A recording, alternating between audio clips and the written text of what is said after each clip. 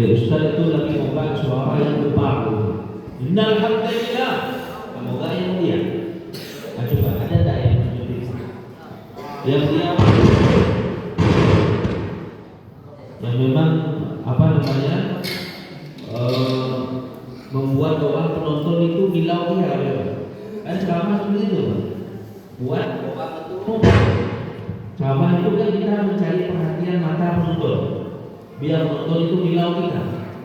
Kalau kita siap, kemudian penguasaan kita bagus, kemudian kita ngajak bicara, diajak bicara penonton segala macam, itu lebih bagus deh. Karena ini kan bukan khutbah Jumat ya, ini ceramah ini, bukan khutbah Jumat. Khutbah Jumat tak boleh kita jawab ngomong gitu.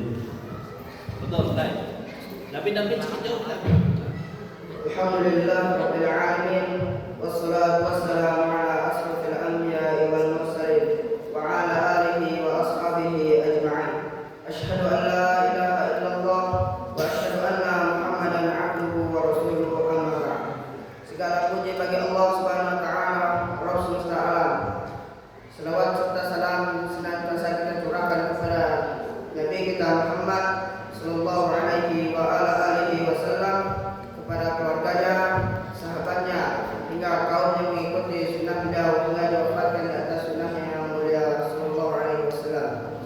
Pada kesempatan kali ini saya akan membahas tentang kebahagiaan yang hakiki.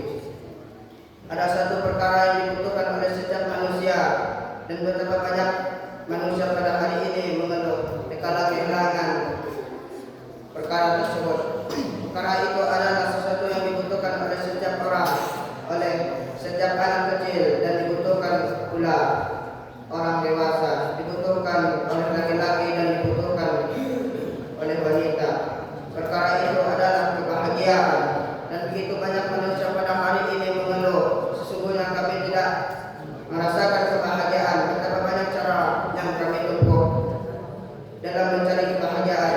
Sebagian memandang dengan kebahagiaan dengan banyaknya harta, maka dia berupaya untuk mencari harta sebanyak-banyaknya dan tidak peduli bagaimana cara yang dia tempuh, sehingga harta tersebut melalaikan dia dalam beribadah kepada Allah Subhanahu wa taala. Keadaan tersebut sebagai firman Allah Subhanahu wa taala dalam surah Al-Takatsur ayat 1-2, Alhaakumut takatsur hatta zurtumul maqabir. Bermegah-megahan telah melalaikan kamu sampai kamu masuk ke dalam kubur. Maka mereka memperbanyak harta dan mengumpulkannya, dan sebagian lain berbangga dengan banyaknya anak, dan semua perkara itu melalaikan dari beribadah kepada Allah Subhanahu wa taala.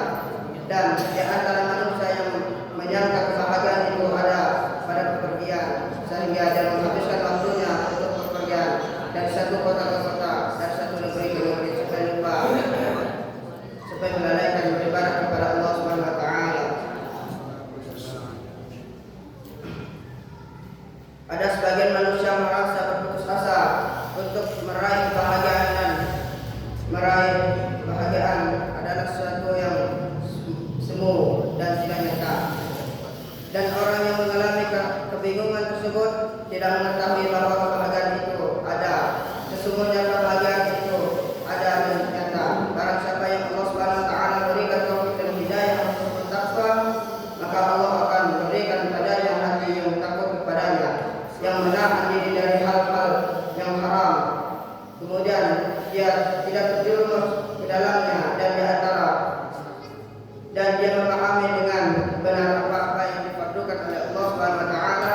Kemudian dia tidak melalaikan sedikit pun apa yang diperintahkan oleh Allah Subhanahu wa taala, dan Allah Subhanahu wa taala memberikan rezeki kepadanya berupa amal yang soleh. Maka sesungguhnya dia telah memperoleh kebahagiaan. Wahai kaum muslimin, kebahagiaan hakikatnya adalah kedamaian hati.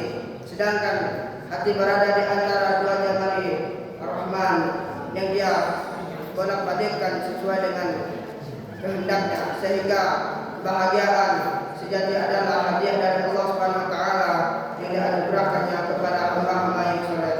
Seorang hamba yang beriman senantiasa hidup dalam kebahagiaan. Lalu apakah ini artinya orang yang mukmin tidak diuji oleh Allah Subhanahu wa taala? Demi Allah, seorang mukmin adalah akan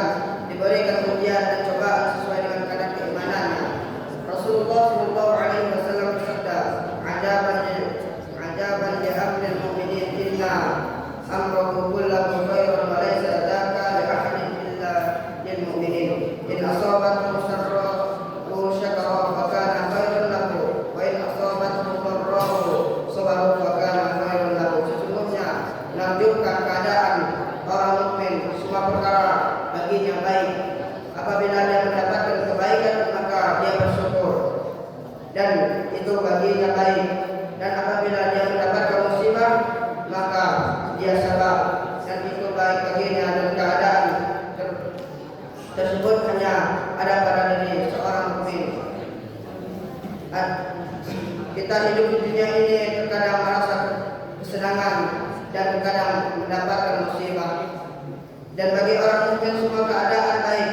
Seseorang berbahagia di dunia karena Allah SWT menganugerahkan kepadanya hati dan kewaraan terhadap pemberinya, sehingga dia tidak disebutkan dengan apa yang tidak ada pada dirinya.